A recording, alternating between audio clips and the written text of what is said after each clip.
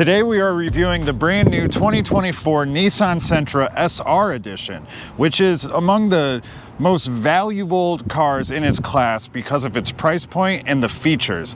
This version is also revised for the new year, so let's see what the new Sentra has to offer. All right, now I'm on the road in this brand new 2024 Nissan Sentra SR with the premium package. And, you know, so far it drives pretty well. But on the outside of this car, you're greeted with a nice two-tone paint job with that classic Nissan orange and then a black. I think it looks clean. If orange is your thing, it actually looks pretty good. And it's like one of Nissan's signature colors. The 2024 Nissan Sentra is refreshed a little bit. It comes with a new front end that's slightly restylized and also restylized headlights. They are still LED headlights, but they have a little bit different of a form factor for this year. I think they look fine.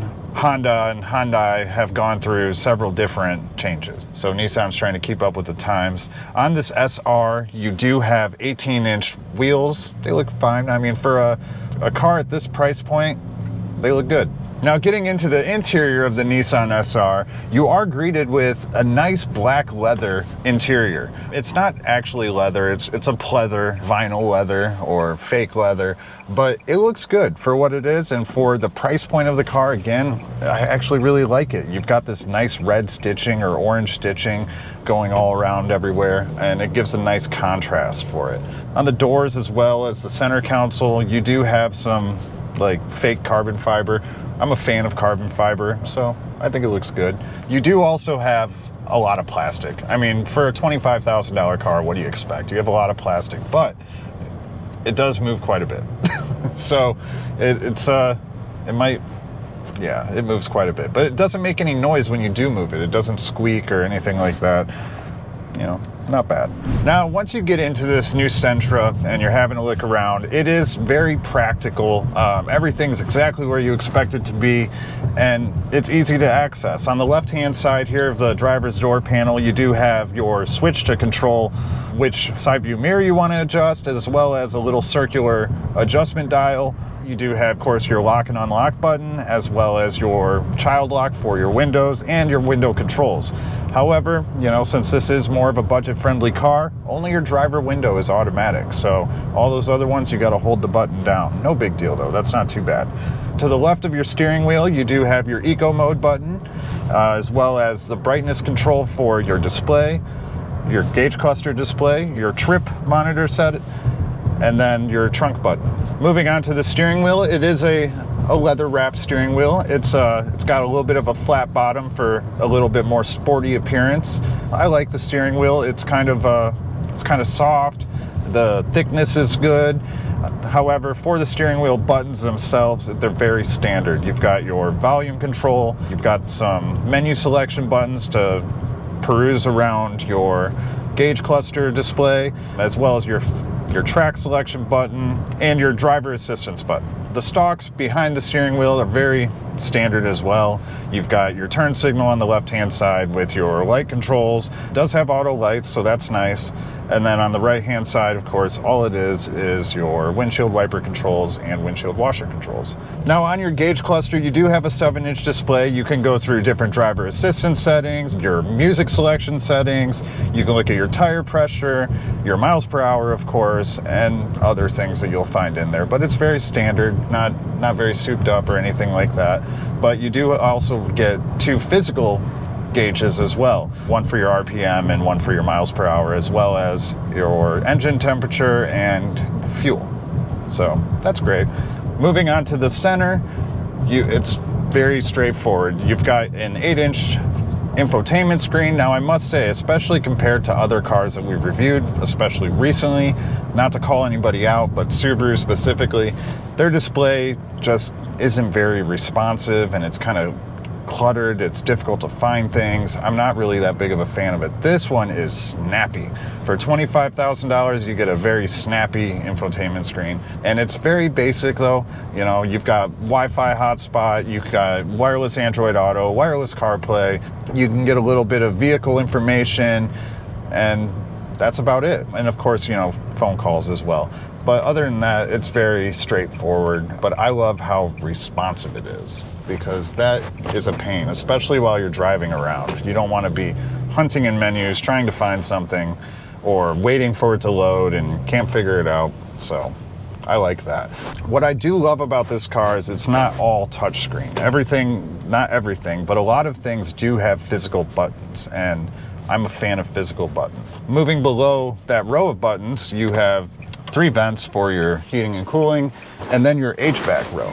You do have dual climate zone, which is great. I mean, at this price point, you really wouldn't expect to have that, but it also has a heated steering wheel, and it has heated driver and passenger seats. So that's awesome as well.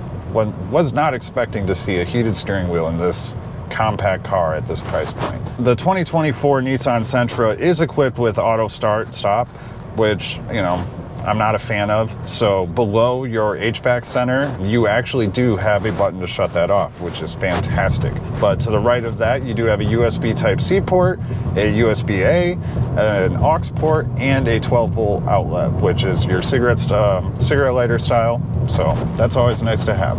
Moving on past the start-stop button for the car, you do have your gear selector. The boot of it is wrapped in that same leather with the nice orange stitching. It's starting to grow on me. The more I look at it, the more I like it. You have 2 well-sized cup holders, as well as a nice little change dish past that. There is no wireless charging or anything like that in here, so you know, you just kind of have to deal with that. Now, the center console is very deep. I mean, it's like an endless box. I just feel like you can fit like 2 2-liters in there or something. It's massive. It's absolutely massive. You do have on the center console, on the outside of it, you've got 2 little like leather wrap knee pads. So, you know, that's nice if you bash your knee on it or something like that. It's not just like sharp, hard plastic. Above your touchscreen display, of course, you have your rear view mirror. Now, there is no home link buttons on this. You only have the physical lever to when somebody's flashing their brights behind you so that you can see.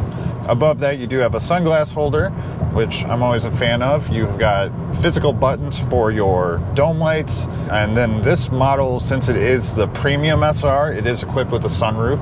So after that, you've got your SOS button and your sunroof slider. And that's about it. The seats on the SR, they are wrapped in this like leather pleather, you know.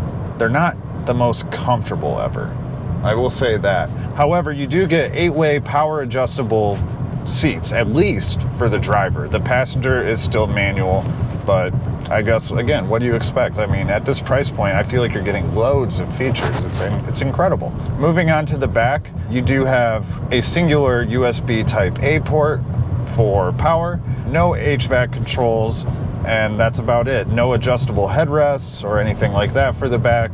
It is roomy enough, though, for a car seat. So for a compact car, that's nice to have too. It's a nice little family vehicle or whatever, I would say. Because this is the SR Premium Edition, you do get some added features, like I mentioned. Not only a sunroof, but you do have a 8-speaker Bose sound system in here, and it sounds pretty good. You also have some extra added safety features, such as the lane departure warning, which actually, when that happens, your steering wheel vibrates to give you a little bit of a notification. I actually like that a lot more than the ones that want to beep at you. A physical is better than audible, because audible can startle somebody or whatever, and you never know what somebody's going to do when they get startled on the road. As a part of the safety feature package as well, you do have blind spot monitoring. So when you turn on your turn signals, if there's someone in your blind spot, there's a little light over here on the driver and passenger side on the interior of the car instead of on the mirror that will light up and let you know if somebody's in that space. It also does have the adaptive cruise control, so if you're following somebody and they start to brake, it'll brake with them so you don't run into them. I think that's pretty handy to have. Sometimes it gets a little annoying though. I would say it drives pretty well. I mean, I've had a Nissan Sentra. It was actually my first car, but you know, this was like a 2002 Nissan Sentra. This is the only other Nissan Sentra I've drove, but it feels a lot like the one that I used to have. It kind of feels like you're driving a little go-kart. And I don't know, sometimes that's a little fun. Granted, this is not fast at all, but still, it can be a little fun to cruise around town. It handles pretty well. The steering is nice and tight. Doesn't have a lot of play in the steering. However, it is quite noisy, but the noise isn't road noise. It's engine and transmission noise. You can really hear it, especially if you get on that gas pedal, you really hear it. Like I mentioned, I do think that the seat could use a little, it leaves a little bit to be desired. It's not all that comfortable. It's kind of stiff. It doesn't really grip you at all. You move around a lot in it. I mean, it's not bad. I've definitely sat in worse, and also it's not cloth. So that's a big win right there. Also, the trunk space for this compact car, it's actually quite impressive. I feel like you could probably fit maybe 2 checked bags and 2 carry-ons in there. So it's a decent size. That's just ballpark, but it does seem like you can fit quite a bit in there. It's definitely a good grocery getter, that's for sure. All right, now we're doing 0 to 60 in the 2024 Nissan Sentra with our race box. Let's see how she does.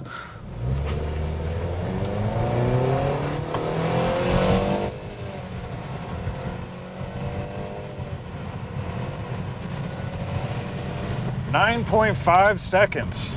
You're not getting anywhere fast in this Sentra.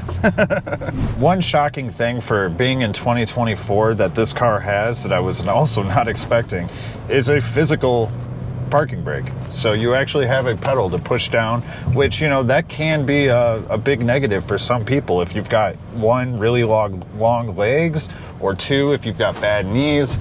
That can be a big downfall. However, for me, I don't think it's too bad, but I would think that some people, or a lot of people, may prefer a actual lever that they can pull on rather than a pedal they have to push. For the 2024 Nissan Sentra, it has 3 trim levels: S, SV, and the SR. And they all with a same powertrain, which is a 2.0 liter E96, producing 149 horsepower and 145 foot-pound torque. And they have a similar mileage per gallon too, as 30 on the city and 40 on the highways. Now for pricing, the Nissan Sentra does come in 3 different trims. There's the Nissan Sentra S, which starts at $21,180. There's the Sentra SV, which starts at $22,110. And then there's the Sentra SR, which we're driving today, and it starts out at $24,270. Between all these trim levels, the differences are basically just the wheel. There's some features, safety feature, and cosmetic stuff. Also optional sunroof and remote start, which is, I think, is only offered for the SR model. Nice. So for a $25,000 car, you get remote start, sunroof, all these safety features. Vinyl leather is pretty good. Like, for the remote start, it's kind of weird. I tried it. If you try to restart choice, and they wouldn't let you do it anymore. You have to drive the car for a mile or half a mile in order for you to do that again, the remote start. It's just, I don't know what is the point behind that. Yeah, that's weird. That is really weird. Not sure. Maybe let us know in the comments why you think Nissan did that, because I don't have any idea. I guess maybe it could be if you accidentally do it in your pocket and then it shuts off. I think safety. That could be, yeah. Other than that, Steve, you've been tooling around town quite a bit in this Nissan Sentra. How do you feel about the drive? The drive actually really nice. The steering wheel is not flimsy or soft. It's actually feel like sporty. I try to do some hard turnings. Actually quite good. In terms of the comfort, I feel the seat a little bit hard, but I don't know, is it because it's brand new, need to break in, or it's just the way it is. Everything is just, it's good for the price. It's really good, like safety feature. This car has 5-star safety rating. Wow. Yeah. So if your parents are planning to buy a car for your teenage, I think this is one of the best options, for all the sound system and the safety feature. Yeah, I mean, it was my first car, so I think it still makes a good first car. That's for sure. You being 6 foot or 6'1" or so, you actually have quite a bit of space in here. In the front, yes, but in the back, it's a little bit tight. One thing I really like, or would like Nissan to do, is they bring it back to SCR. Do you know what's that? It's a kind of like sport model for Nissan back in 2002. And they introduced one model is called SCR Spec V. It comes with 6-speed manual transmission and a 175 horsepower engine.